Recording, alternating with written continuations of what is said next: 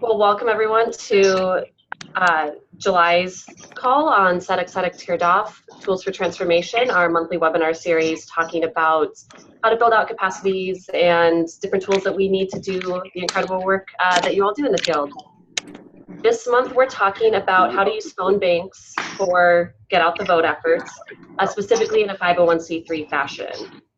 Before we do introductions, just to kind of give you an idea of what we'll be looking at today, we're going to talk about phone banking in 501c3, how to do like the kind of the ins and outs of the phone bank session itself. We'll be talking about how to make a vote plan, and then answering questions. I think we're at 16 folks, but I think that we have a few minutes to like really quickly, if people want to introduce themselves with their names, pronouns, and section really quickly. We'll be doing this very conversational, a little bit different from other months that we've done where there's not going to be a PowerPoint, but we will be talking together. So I think it makes sense to take a minute and do that. I'm Ari, I use they, them. I'm in the DC office of NCJW National. And then I'll just go. I'm also in the DC office. This is Lindsay Morris. I use she, her pronouns. Thanks so much for joining us. Feel free to chat me if you have logistic questions.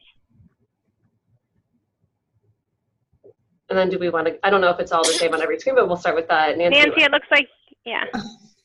Oh, hi, I'm Nancy Fetterman. I'm in Los Altos Hills, California, Congregation Beth Am, and I use she. Boy, we do have a bunch of Nancys. I'm Nancy Litz in St. Louis, she, her. Nancy Kaufman, NCJW, she, her. Jeannie Appleman with Join for Justice, trainer and organizer.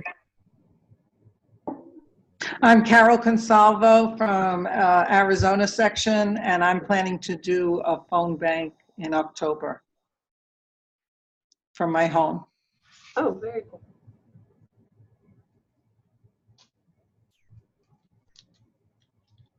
Who hasn't? Good. I'm Bobby Cohen from Texas.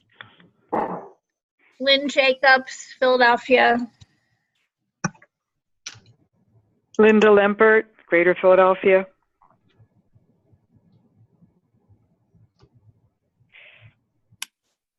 And we do have two people on the line that can't talk through, but we have Jan calling us from, oh, now I just forgot where. And then we also have Sarah from Rochester. Oh, Jan's from Chicago North Shore. And they'll be communicating through the chat to participate. There it is. Great. So thanks everyone for that. I think that's everyone who had wanted to. Great. So phone banking, what we'll cover and why. So I'll offer a few ideas of like why we do phone banks, but I'd also love to hear from you of like, why are you interested in phone banking? Like, how do you see that working in your section?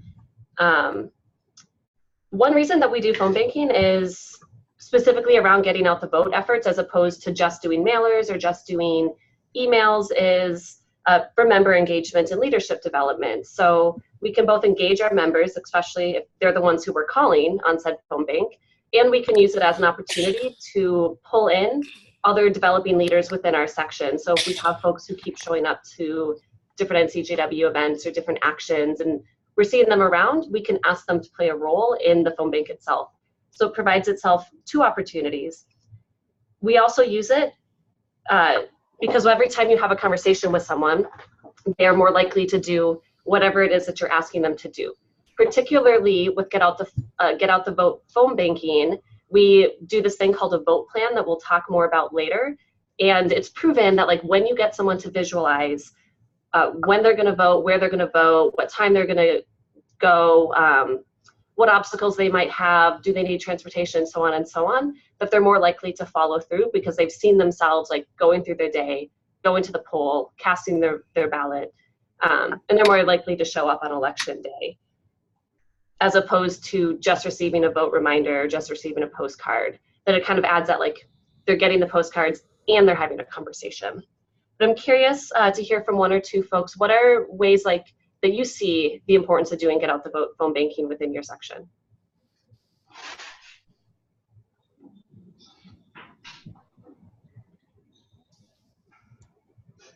there's got to be, I'm sure there's at least one or two folks. We have 16 folks who joined us on the call. Well, this is Lynn. We never thought of doing this. I wanted to hear more about how you see this actually playing out, because we're going to have a committee meeting and we have to be explaining to people and getting them motivated to actually do it. Yeah, so they can be energizing and they can be fun. So I think a lot of folks look at things like phone banking and door knocking and other like get out the vote activities as like a chore of like, oh, this is something that like I have to do. But in reality, like they are really fun and they're opportunities to come together in your section to get folks to meet, to build some more of these relationships, and they're fun to do. I saw Lindsay had something. Yeah, so in the chat, Jan wrote, you asked why we do these, and I just wanted to share that Jan said for engagement, and it has never been more important to do this. So Yeah, it echoes the fun aspect too.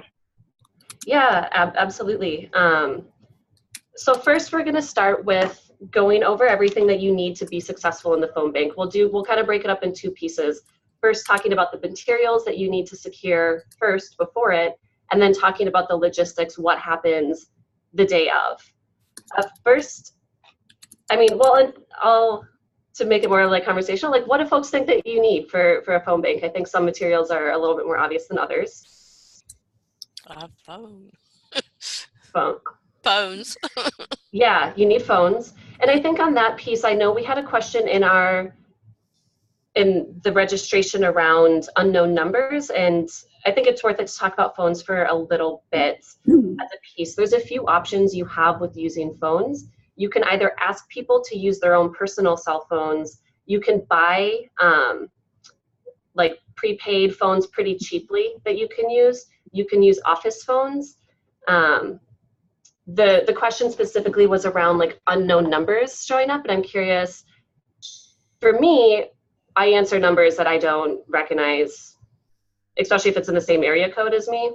I'm curious what other folks think about that. Do you see that as an obstacle? What does your experience look like around that?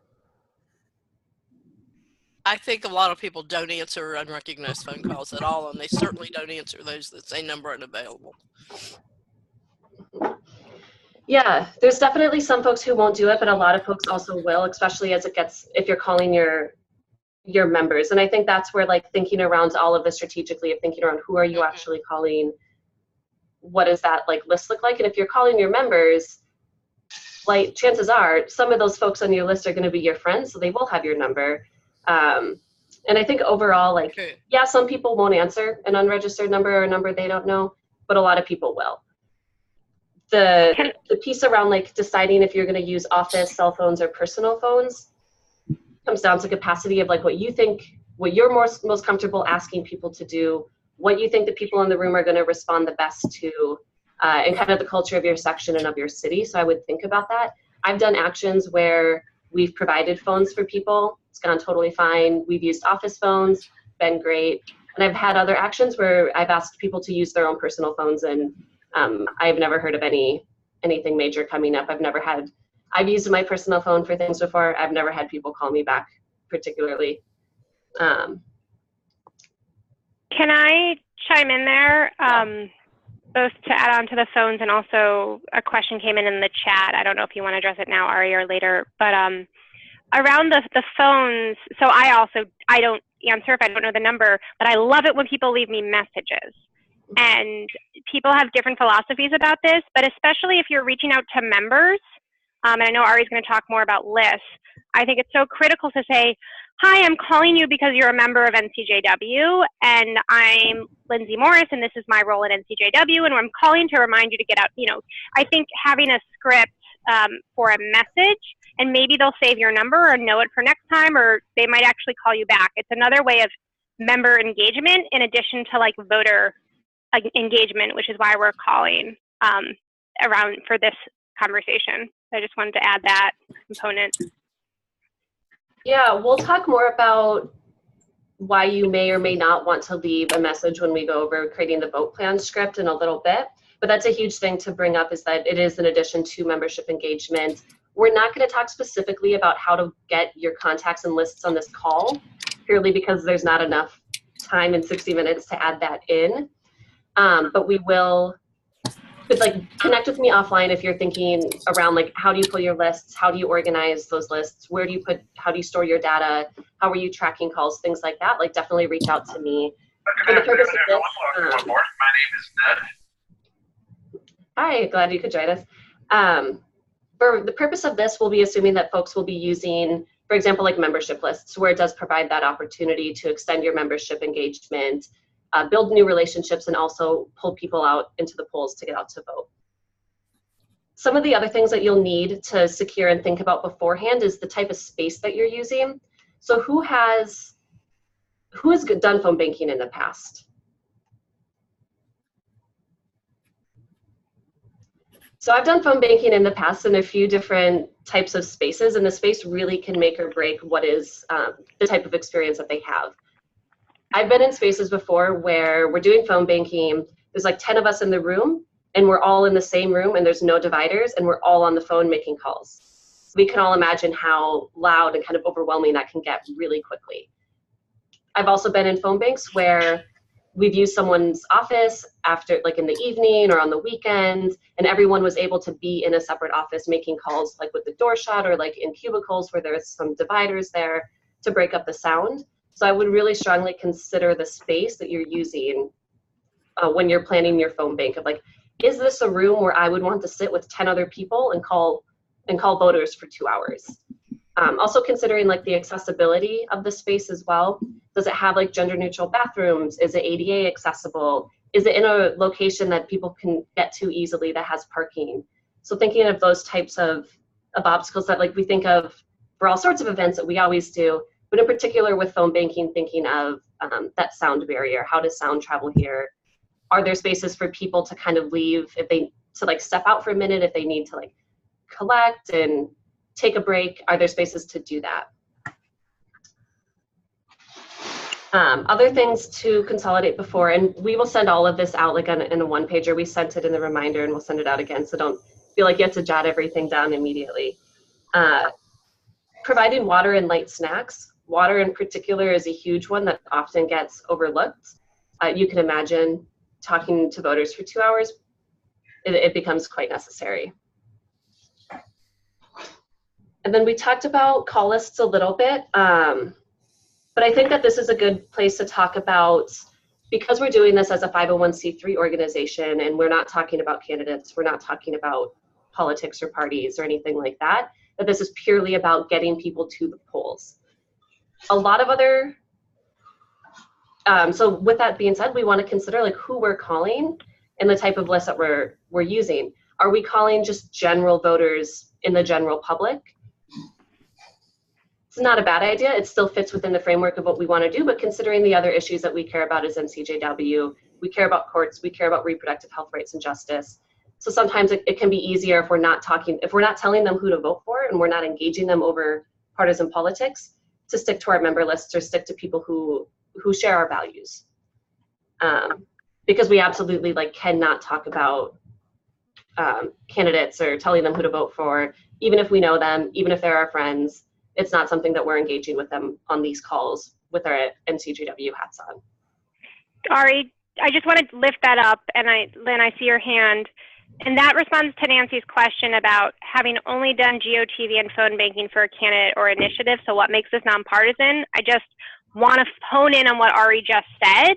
What makes it nonpartisan is that you cannot endorse, or you can't talk about any of the candidates and who people should vote for, about specific candidates or parties, and that's what makes it nonpartisan. The focus is on getting them to show up to the polls and not on who they should vote for. So Nancy, if that didn't clarify your question, just send us another note in the chat. Yeah, Lynn. So going back to location, one time I did phone banking for a candidate in a nearby real estate office where, like you said, there were a lot of different individual spaces, and that worked out well. And it seems to me that because this is nonpartisan, we might have more luck in just asking a company if we could be there on a weekend because they don't have to endorse anybody in order to give us the permission to do that.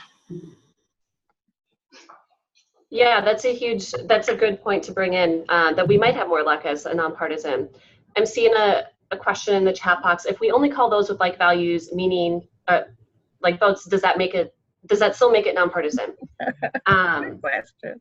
So depending on how we're getting those lists, if we are going out asking people how, like, do you support reproductive health rights and justice, and then making a list of those people and then only calling those people, that would make it quite partisan, and we should not do that. If we're pulling from our member lists, or if we're pulling from people who do work with us, if we're pulling from our coalition partners and it's just a general list, it's not partisan, because like those are just our members. We also have a huge diversity of political opinions within NCJW, and I'm sure your coalition partners do as well.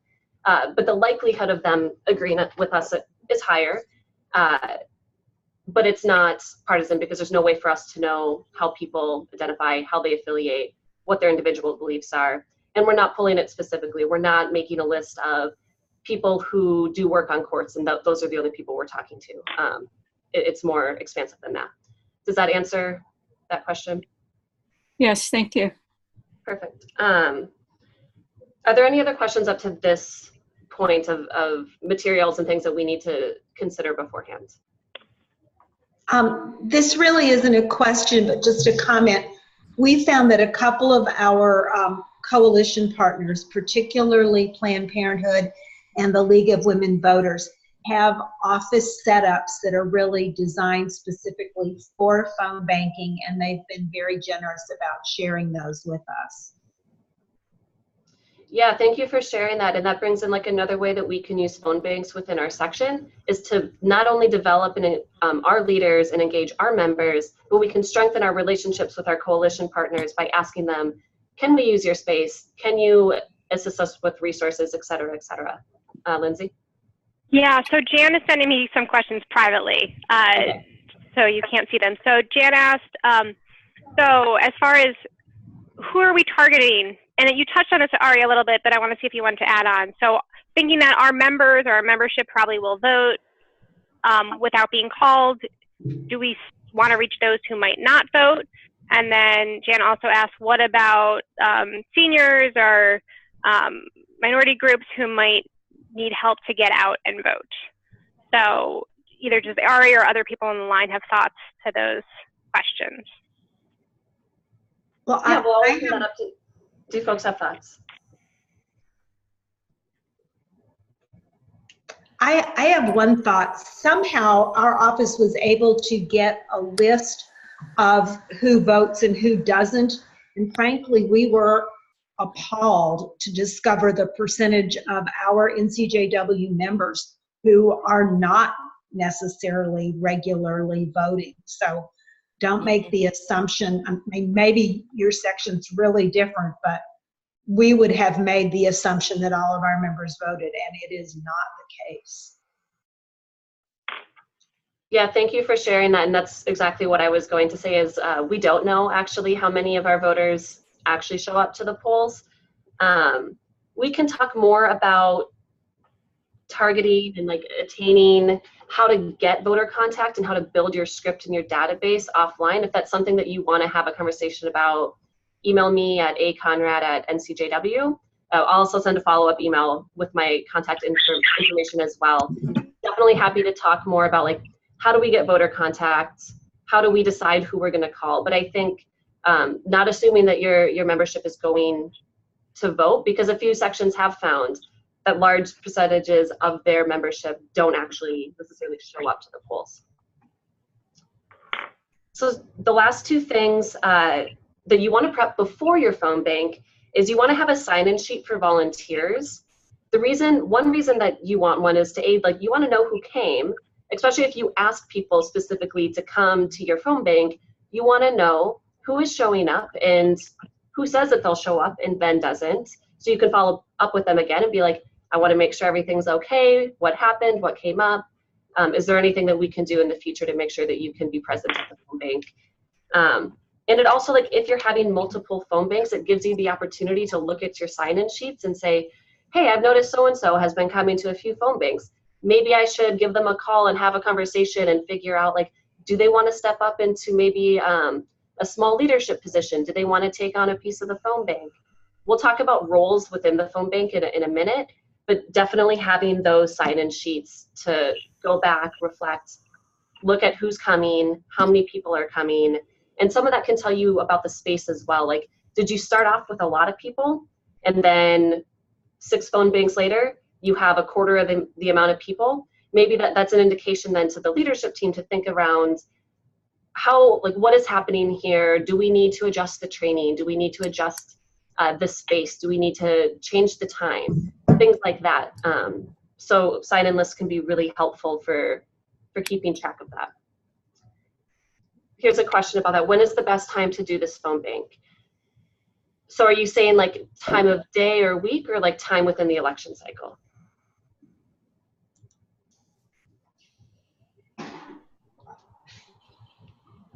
Okay, time in the election cycle. So there's a few different types of phone banks that people do. When you're working on, say, like a ballot initiative, during the summer is when they'll be doing a lot of like phone banking around persuasion conversations, and you can use a different script for that. The script that we'll be talking about on this call is for getting out the votes. Traditionally, these calls are done starting around 3 weeks before election day. The timeline can look a little differently if you're in a state that has all mail-in ballots, or if you're in a state that has a large percentage of absentee voters, things like that. But for our purposes, for 501c3, we can start them really anytime. Starting them earlier can give you an advantage because it gives you the opportunity to, if you have your list of 500 NCJW members that you're going to call, you can call through them once in, say, July or August, and then you can call them again closer to the polls, giving them like 2 chances to get reminded and like start thinking about it, increasing their likelihood of showing up to the polls and voting. So you can start at any time, in short. The last thing that you're going to need is you're going to need copies of a script, and not a script that you want your volunteers to read off of directly, but you want to give them, like, what is the flow of the conversation? What are they talking about? As I mentioned before, there's a lot of different types of conversations you can use on a phone bank. I'm happy to talk more about the other types of conversations, like if you're doing persuasion conversations, or you're doing different types of, or you're doing polling. I'm happy to talk about that offline. For this, we're going to talk about creating a vote plan. Has anyone here ever created a vote plan with a voter before? Depends on what you're calling a vote plan. Maybe. So yeah, good. Thank you for that. So vote plan is essentially calling someone, reminding them that the election's coming up, and walking through when they'll get to, when they're going to go vote, how they're going to get there, what that looks like, so they create that image. Has anyone? So I saw maybe Carol did that, or Bobby has done that before. Yeah, and what we've done before when we phone banked, part of what you do is when you call us, especially some of the older members, do you have transportation? Do you need to be picked up? And we have people that are willing, obviously people willing to do that before we offer it. The other thing that in Texas, we're registering voters, and you're not allowed to take down any of the information off the registration form, but you are allowed to say, would you like a reminder phone call close to the election to remind you to vote? And then you can call that person, you can take that information from them, you can call them, and you excuse me, you can say, hi, I'm the person that registered you to vote. I just wanted to let you know early voting is starting next Thursday, and I see you're in precinct 385. The closest voting place to you is X, and actually on election day, you'll be voting here. Is there anything I can help you with?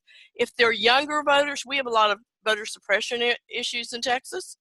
And so there are some younger voters that don't have a photo ID because it's very hard to get to the driver's license bureau. So if you don't have a car, you're not likely to have an ID. They have to give you a form to sign saying you had a reasonable impediment. They must let you vote, and they are not allowed to give you a provisional ballot. So sometimes we call for information like that, like Okay, you know, remember to take your ID. Do you have a driver's license? Okay, well then make sure they give you this form, and you do not vote provisionally, you know, and just let them know. And we also have people, a lot of people displaced by Harvey right now, that need to understand that they voted their old address, and they may be in what we call suspense status, because what they do is they mail out cards, and if they come to a house that's under construction, they don't leave it, and it goes back to the voter registration people, and they put it in a suspended status, which you can cure when you get to the polls by explaining your situation.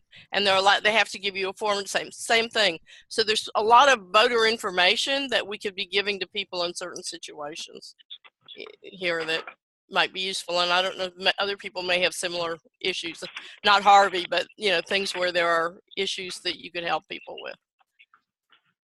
Yeah, absolutely. That's a great point. And we'll talk more about like the training beforehand, but like, especially for your leadership team, it makes a lot of sense to me to take an hour or so, however long you need before doing any sort of voter contact, to think and like brush up on what are your election laws in your state. They vary by state. So there's no blanket term I can give you to be like, this is always legal or this is always the case, because they do vary so much. But definitely look into your state, see what restrictions there are, what if people need to go to the polls, so you can communicate this to them. And if you're having trouble like finding that information, reach out to like Lindsay or myself, or you can reach out to Faith Williams as well, around how to find state-specific information. So moving on with like copies of a vote plan script, I'm going to share my screen. So folks on the phone, I will be sure to try and let you know like what we're looking at. If you got the reminder email though, there was this handout, the vote plan script that was included. This is just an example. I want to say this just to begin with. This is an example script that we're offering to you. You will likely have to, if you use this and do GOTV calls, you will likely have to alter it, to edit it, to make it more relevant to your section, to your city, to your state, and add in some other pieces to it as well. Can everyone see this? Yeah. Though? Yes. Okay, so the vote plan script is pretty straightforward. And again, like I mentioned it before, but the reason why we create a vote plan is to get voters to visualize themselves going to the polls. So how it looks is you call them, you introduce yourself, you say, hello, may I speak with so-and-so? I'm Ari, I'm with the National Council of Jewish Women, or your section, or your synagogue, or whoever you are calling with. And I'm calling to remind you that an election is coming up in your district, and I want to offer a friendly reminder to vote on November 6th. So then you want to ask them, like, can we count on you to vote in November? This part I'm going to mention that if you've done phone banking for a partisan campaign, their scripts look a little bit different. This is the part where they typically would ask the voter, do they support their campaign? How are they going to vote? And then if they like the answer, continue with creating the vote plan. And if they don't, they would walk away. We are not going to do that with NCJW because we're a 501c3.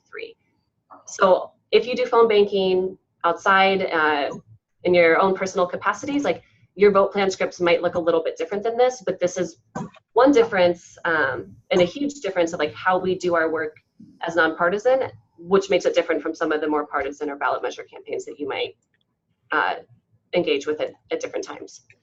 But at this point, after we've asked them if we can count on their vote, according to their answer, they say yes. We don't want to say, great, thank you, have a good day, I'm excited you can vote. We want to really confirm this. So it's kind of, it's the double confirmation. We want to ask them what time they're planning on voting, morning, afternoon, evening. Are they going to stop by the polls before work? Are they going to take off and go during their lunch break? Are they going to go after work? What does that look like? Keeping in mind the poll times, what times they're open from.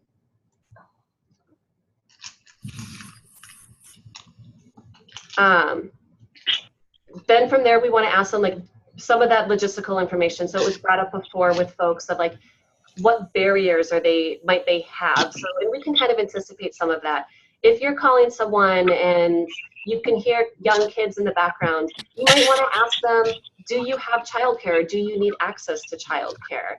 If you know that you're calling your membership and they're a little bit older, you might ask them, like, do you have a ride to the polls? Or are you going to the polls at all? Are you doing a mail-in ballot? Are you doing absentee? What does that look like? So you can offer them and help them walk through it.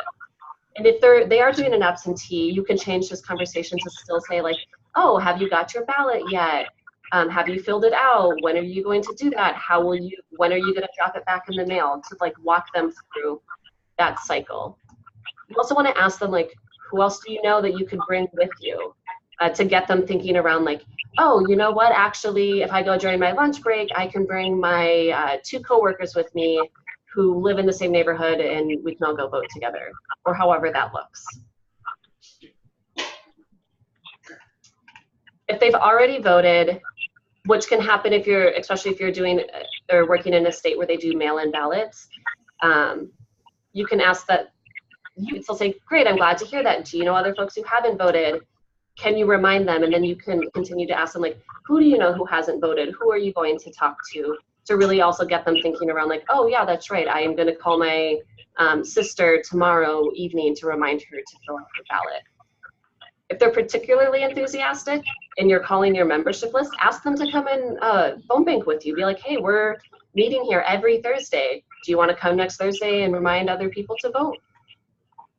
And that's where some of that membership engagement and leadership development can come from, is talking to folks, figuring out who's excited about civic engagement and how can you pull them in. If they say no, I'm not going to vote, we don't want to get angry with them or tell them all the reasons why they should vote. You could say something like, I'm sorry to hear that. Is there anything holding you back? Can I help you figure out when and where you can vote? A lot of people don't vote because they don't feel like they have the correct information. And so asking them, like, what's holding you back? Like, what's going on here? Can we figure it out together? If there's something holding them back, you can go back to the top and create that vote plan with them, walk them through it, answer their questions. If they don't want to talk to you or they have some other reasons, you can choose how much or little you want to engage in that conversation. But like often if they're not going to vote, sometimes there's nothing that we can do to convince them. So just thanking them for their time, letting them know we really appreciate your vote in this election. Midterm elections are incredibly important and every vote's going to count. So reminding them of that, because they may have another experience down the line that compels them to actually vote. With offering and working through some of these pieces up here on, like, how are you going to get to the polls? Do you need access to childcare? That's something that you and your leadership team need to decide and figure out what support you're going to offer before the phone bank. So like when you're planning your phone bank, you need to sit down and have a meeting and decide, do we have the capacity to offer childcare? If so, where? Who's going to do it? What does that look like? Do we have the capacity to drive people to the polls? What does that look like in your section? It's going to really vary according to sections, according to how big your leadership team is, according to how many people are excited about being pulled in. So those are things to decide, and you want to communicate that to your volunteers. You want to let them know, we're going to offer people rides to the polls. So then the volunteer can say, oh, you need a ride? Great. Let me plug you into our list and someone will call you back and coordinate that ride with you. If you can't offer it, that's okay. You can be like, okay, like what public transportation exists for you? How far do you live from the poll? Do you have a neighbor that could drive you? And help them think through that. A question from Patty, is there any special insurance we need to drive them to the polls? So again, I think that varies on your comfort level, on your specific state. What we've done in the past, or what I have done in the past on campaigns, is we'll just write up a waiver that like if they want to get a ride to the polls, someone else calls them back to coordinate it, and then when we pick them up, they sign a waiver releasing like liability. That's what we've done in the past. A lot of campaigns do that, but that's entirely dependent on you and your comfort level and the driver's comfort level and all of that. Suggestions on how to respond to people who say they aren't voting because they feel their vote doesn't matter. Let's pull from the group. How would you all respond to that?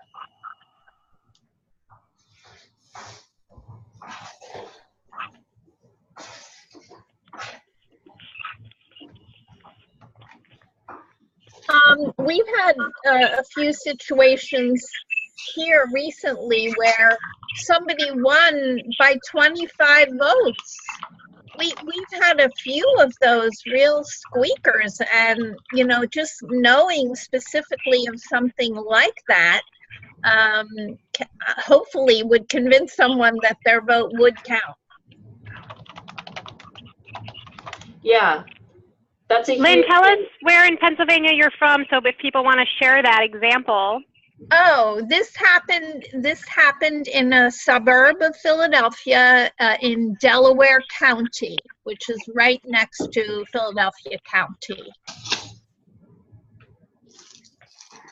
Yeah, and that's not an isolated case, right? Like that happens a lot of the times. Originally I'm from Minnesota, and elections are notoriously won by a couple hundred votes pretty frequently. So definitely something to think about. Like their votes do count, and so like they are counting each individual ballot. But you can also lean in and ask some other questions. Are there other ways that folks would respond to that?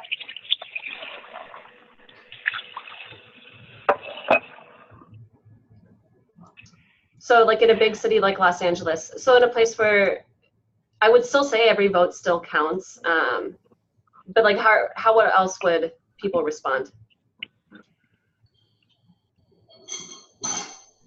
May I say something? You can say, well, if you don't count, if you don't vote, it'll definitely not count. I mean, say it nicely, but kind of make a little, if you don't vote, that's going to count that you don't vote. That's perfect. And then let's see what the reaction is. Mm-hmm. Lynn, did you have something? Yeah, well, also to emphasize that there's a lot of races all the way down the ballot. So even if you're in, an area that's all red or all blue, and you might think that the overall races, your vote isn't going to make a difference, and maybe that's true. But if you look at some of the local races where, maybe there's just a couple thousand voters in that district, then that's where your vote.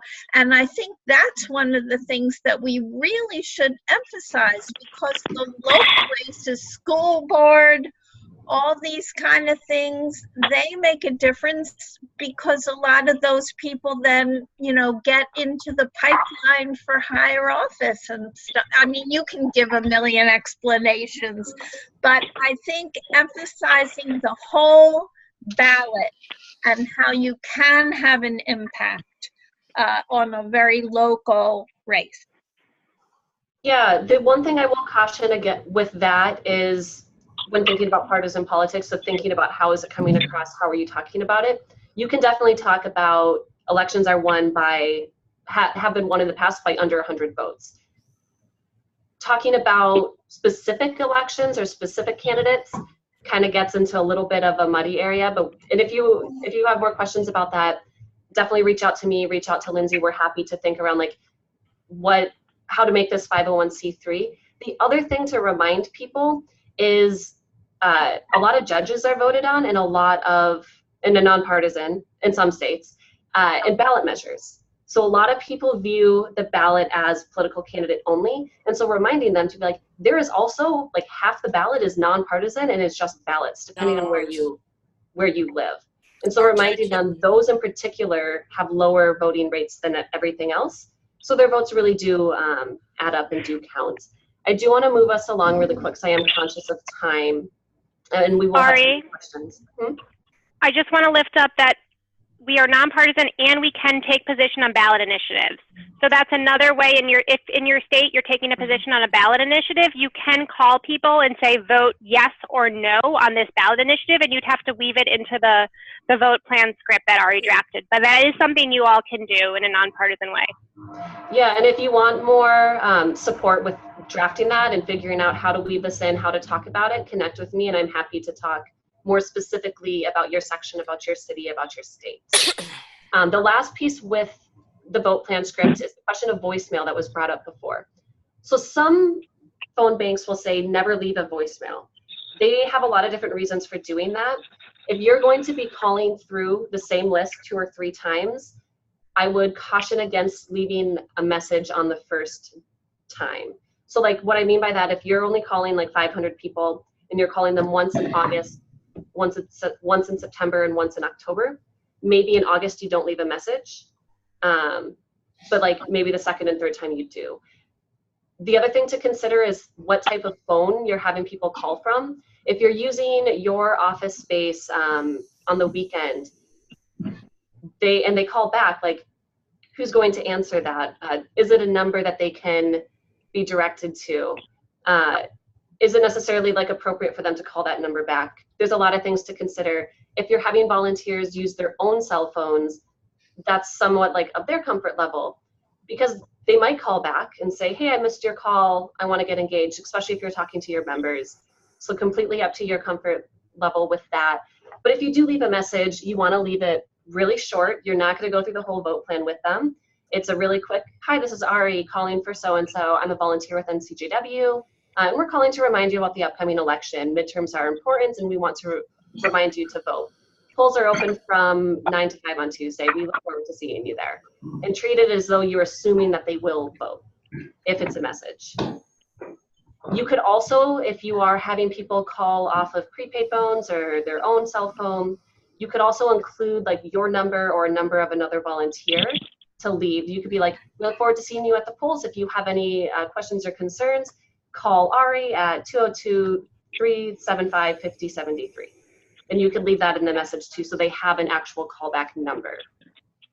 But that's also a decision that should be decided before, and you should communicate to your volunteers what the protocol is on messages. Ari, can I say something? Yep. In note keeping, when you are making calls and you leave a message, it's good to write that down that you left a message. Then you'll know if you did or not. And then when you go through the list a second time or third time, you will work off the information that you've gotten from taking those notes. Yeah, absolutely. And we're not going to have, I'm noticing that there's only 15 minutes left, a whole lot of time to go through the data end of this. Like, what do you do with all of this information that you have?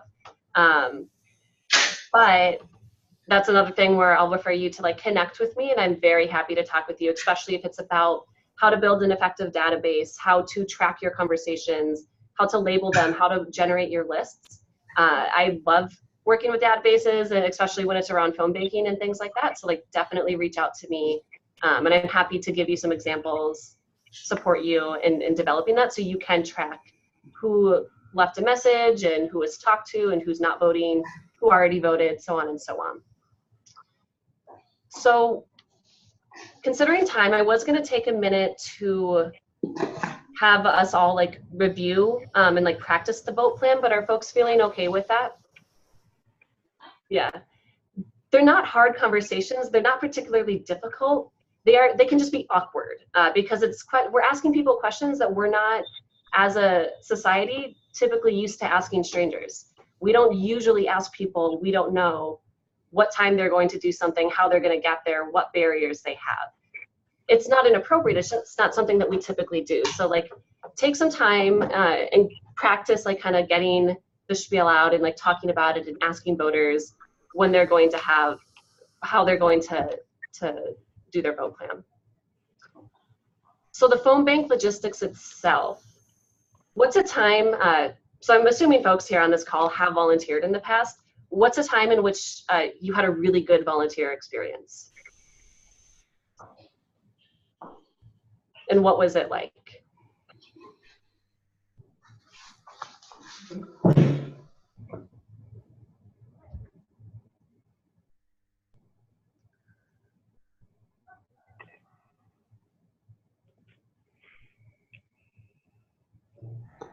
No one's volunteered before or had a good experience? Oh, no. I'll share one, and it wasn't to get out the vote phone bank, but in our board meetings, once a year, they surprise us and hand us a list of members who haven't renewed and make us all disperse around the office with our own cell phones and call those members.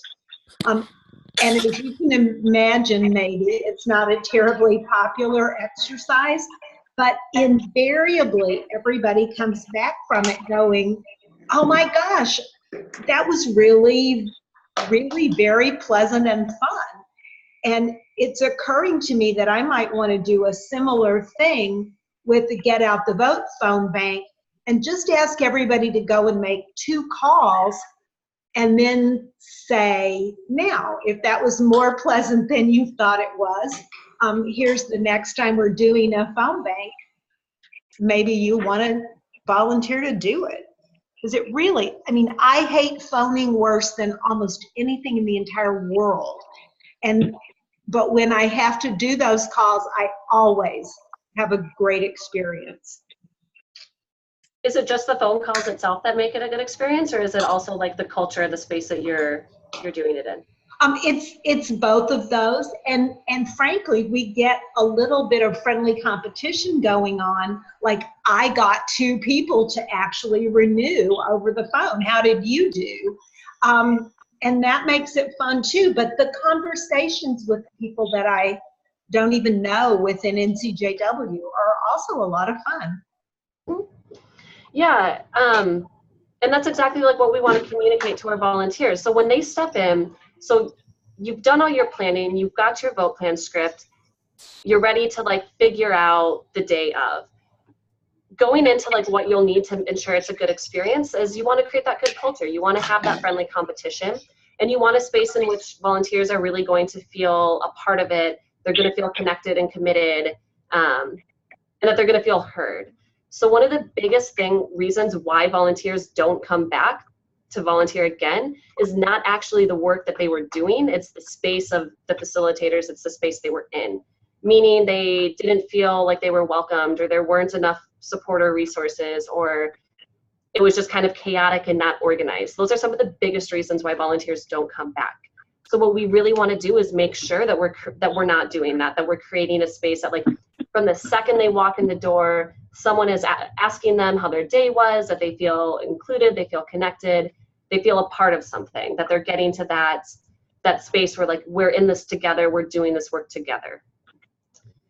So some roles that you want to consider for your phone bank, the first, and I would argue like one of the most important ones, is a greeter.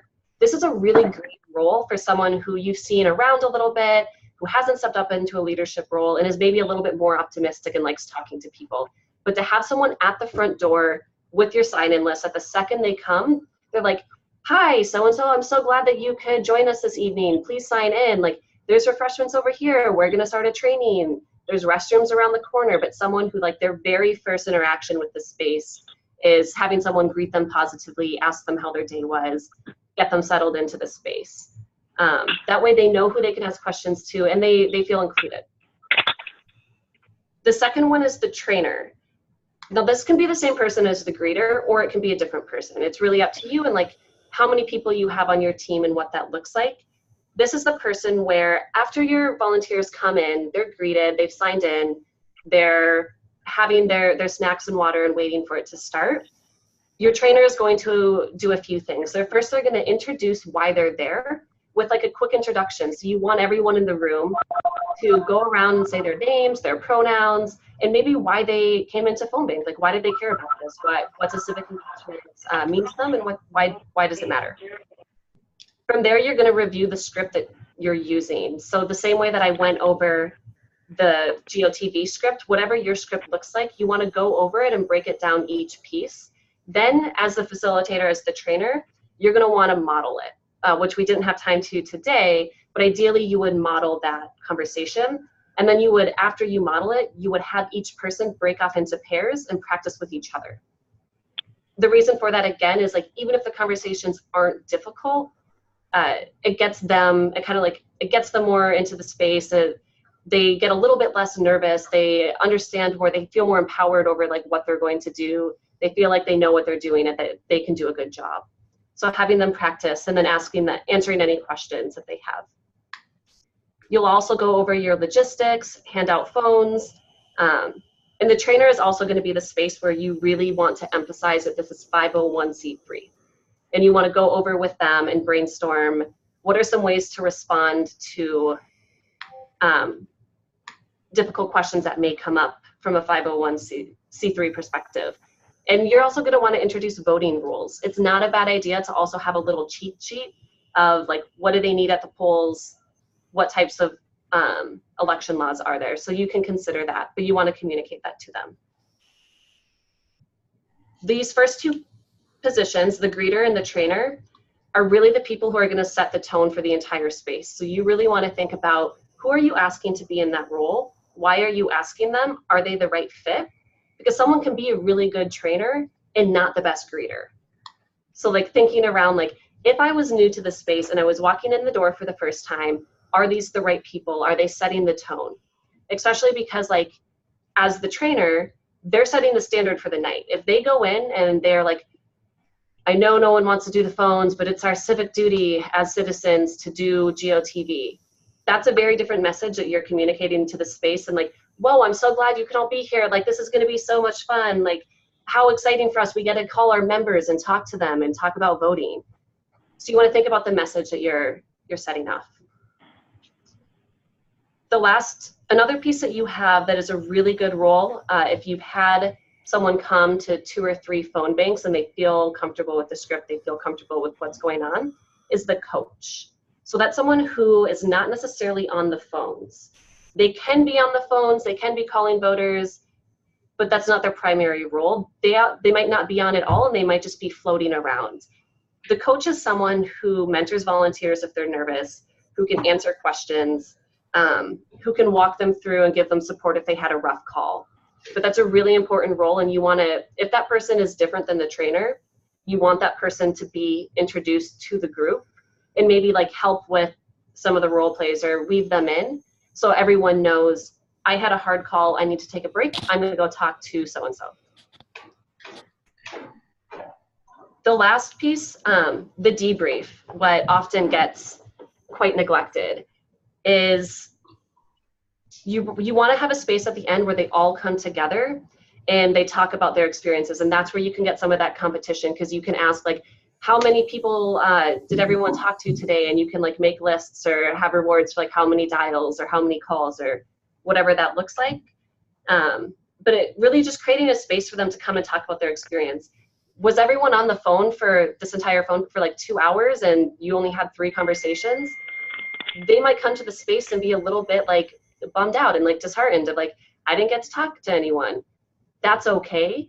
Give them the space and give them the room to talk about that, to be like, you know, this wasn't like no one was answering or everyone I talked to said they were not going to vote. It's okay, but the debriefer just needs to validate that. Because someone had a rough string of calls doesn't mean that they won't come back again if you give them the space to share that, to feel more like a community.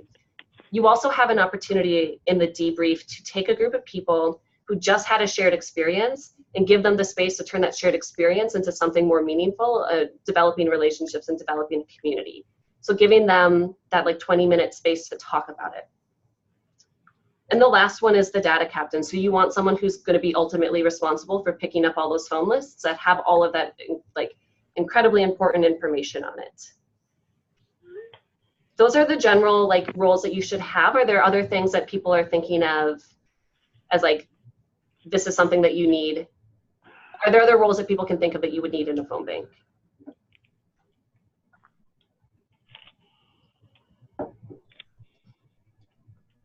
Yeah, so these are the general ones, and I would think creatively around it too. And consider your phone bank. Is the coach someone who is already really plugged into the section? It's okay if they are, but that's also a pretty small role where you have the opportunity to reach out to a newer member or reach out to someone who's been a member but hasn't been as engaged and ask them to fill that role if they're interested, if it makes sense, if they've been showing up. So thinking of ways to use the phone bank as an actual way to grow your leadership network, develop your members, and engage more members. With that being said, in the last few minutes or so, do we want do folks have questions, or do we want to brainstorm like potential responses to difficult questions that might come up? I'm curious what everyone is thinking about. Lynn has a question in the chat, Ari. It was how many phone calls would you expect one person to get in 2 hours? So that really varies. If you're doing hand dials, it just really varies on like who picks up, are they answering, how fast of a dialer is someone. So like I wouldn't be, not a ton, it's not a lot of time, and it's a surprisingly smaller amount than what you would think. I would say probably around like 60 is average. But with that too is like, if you're doing multiple phone banks in your debrief, you might want to say like, today we made 200 dials, and that fits into our larger goal of so far in phone banking, we've had 1,000 dials, or we've talked to X amount of people, but like trying to tie that into the other work that you're doing in your section. Well, I was asking because thinking in terms of planning, like how many sessions are, my assistant, how many sessions are we going to need to plan? You know, let's say we want to reach 400 people. So figuring out, you know, how to divide that up, how many people, how many times we need to gather everybody, you know, it would help to have a general idea of what we're looking at. Yeah, and it depends how many volunteers you have as well. I would say like, in my experience, around like 60 hand dials, but that's like dials, it's not necessarily conversations. Right. A question in the chat is how long should they stay on the call? They're pretty quick conversations. They don't necessarily need to be long. If you get into another conversation, that's fine, but on the shorter side, so 5 minutes or less. Are there other questions that folks had? Or is there anything else that you want to add in, Lindsay? Or I know Faith is on the line as well. Hey, this is Faith. I would love to real fast. This has been wonderful. Two things, and these are things I was thinking about today at a different meeting on voting. The first is potentially as a part of your script or your training, depending on what state you're in, is that you maybe want to acknowledge that people face a lot of structural barriers to voting. Like you might live in a state with a very suppressive voter ID, or maybe you're in Ohio and the rolls have just been purged. So one point is to acknowledge that some people might not want to vote because they've been kind of beaten down, metaphorically speaking, by these terrible rules and laws. And then the second piece coming off of that voter purging, and this is just general going forward. Oh my God, Lynn's cat, I'm loving this so much. Sorry, I got distracted. Is that part of your script, especially in Ohio or other states where they're purging the rolls, you might want to say, oh, you're registered to vote. That's great. Have you verified your registration, or have you successfully voted recently? So we'll be sending out more information about that like in the next couple months. Thanks for letting me pop in and say that, and thank you, Lynn. Yeah, and that's why I was saying like the script that we offered is just that, it's just an example. So definitely feel free to alter it, make changes. Another thing that you can do if you have access to computers or tablets or something is have people pull up one of those websites, like where to like a polling website to find out where people are registered. So if they ask you, you can tell them. The last thing that I'll end on is phone banking can seem really daunting, like a big task. I've been at phone banks where each of these roles have been filled by different people, and that there's been multiple coaches, and that there's been 20 participants in the phone bank. I've also been at phone banks where it's been one person was the greeter, the trainer, the debriefer, the coach, and the data captain, and there were only 2 volunteers there. So it can be as big or as small as what makes sense to fit your capacity, to fit your time and your budget, and to fit your section. So like, don't feel that in order to have a good phone bank, you need 20 volunteers. You can do a phone bank with, you can do a phone bank with just yourself, and you can do it with you and 20 of your closest friends, or you and 5 of your closest friends, whatever that looks like. I know Lindsay has something, and then I want to be conscious of time to close out. I'll be super quick. Just 2 quick things. Huge thank you, Ari, for this training. And the second thing is I just want to put it in your head. Some of you, no, all states have a VAN. Why am I forgetting what it stands for, Ari? Voter Action Network. activation network. So NCW generally doesn't have access. However, we have partners who have access. And so sometimes looking for coalition partners who you might want to combine efforts, like they might have access to a list and you might have access to other volunteers. And so if it doesn't make sense for you to do it by yourself, think about partnering with others if you're going to be organizing such things. Is a great way to mobilize more volunteers and make more calls to turn out more voters. Yeah, well, thank you. Yeah, that's a great point too. And like goes back to, there's a lot we covered on this and there's a lot we didn't cover on this too. So like, please feel free to reach out to me, to talk to me about how to get lists, how to do the data, how to set up the phone bank and different details. I'm happy to walk you through that. But thank you everyone for joining us. It was great talking with everyone and having this conversation over phone banking. I'm happy to stay on the line if people have questions, but if you want to hop off, totally feel free as well.